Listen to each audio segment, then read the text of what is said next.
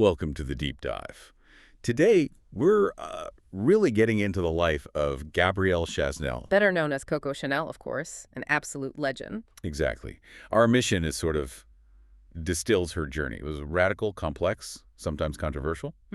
And we've got quite a bit of biographical material to draw on. We want to look at her achievements, sure, but also how she did it. Right, the strategies. And what lessons, maybe even challenging ones, her story holds for you today. Okay, so to really grasp Chanel's impact, you kind of have to start from the beginning.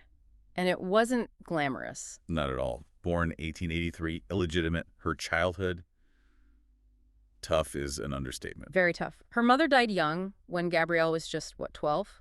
And she was essentially left orphaned. Sources point to her being placed in an abbey, Aubazine. Or possibly working as a domestic servant. Either way, that's where she learned to sew, right?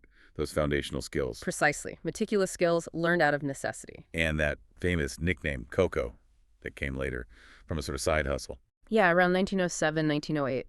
She was singing in these cafe concerts, apparently a song about someone losing their dog named Coco. Huh. And the name just stuck. It did.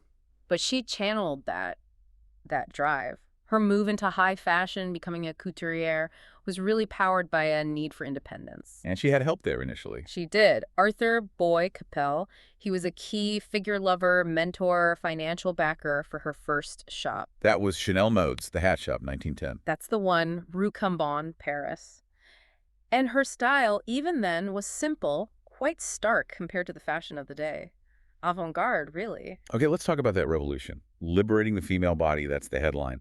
How did she actually do that, especially against figures like Paul Poiret? Well, Poiret was all about structure, corsets, heavy fabrics, that kind of opulence. Chanel just rejected it. She wanted ease, freedom. So borrowing from menswear. Exactly. She wore riding breeches, jodhpurs. She took sailor sweaters, the chandelle, and made them chic for women, and tweed jackets inspired by the Duke of Westminster's style. And then World War I comes along, and that really shifts things. Hugely. Necessity becomes the mother of invention, right? Materials were scarce, so she started using jersey. Which was pretty radical. Oh, absolutely. Jersey was for men's underwear, basically. Maybe some cheap military knits, using it for dresses, sportswear, unheard of. But it was comfortable, practical for women who were suddenly more active, working. That practicality really led to her icons, didn't it? It's the common thread. Think about her masterpieces. Chanel No. 5, the perfume, 1921, totally different kind of scent profile. Then the little black dress, 1926. Vogue called it the Ford signed Chanel. Right, meaning it was simple, functional, almost like mass production for chic. It took black from morning to everyday elegance. Democratic in a way. And the tweed suit, of course. The tweed suit, the two-tone shoes, the quilted 2.55 bag, all designed for women on the move. And crucially, she funded this herself eventually. By 1918, she repaid Capel, employed hundreds. She was determined not to be a kept woman. Let's get into the resilience aspect, her intense work ethic. Sources say it was amplified by personal tragedy. Definitely.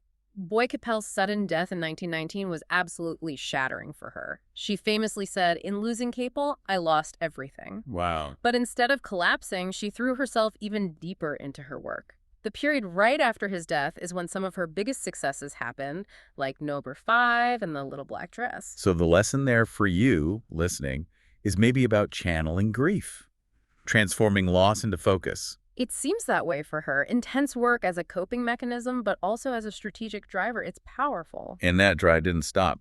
Decades later, 1954, she's 71, and she stages a comeback. Right, specifically to challenge Dior's new look.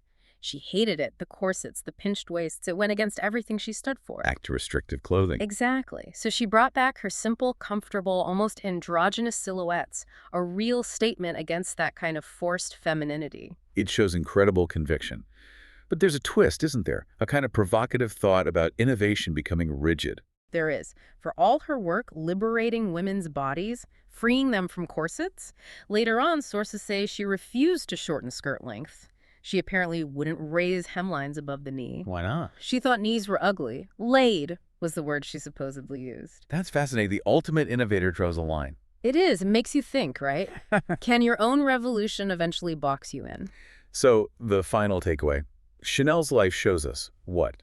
Radical simplicity works.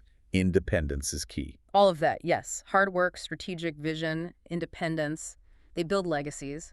But maybe it's also a reminder that even the most radical thinkers need to keep evolving.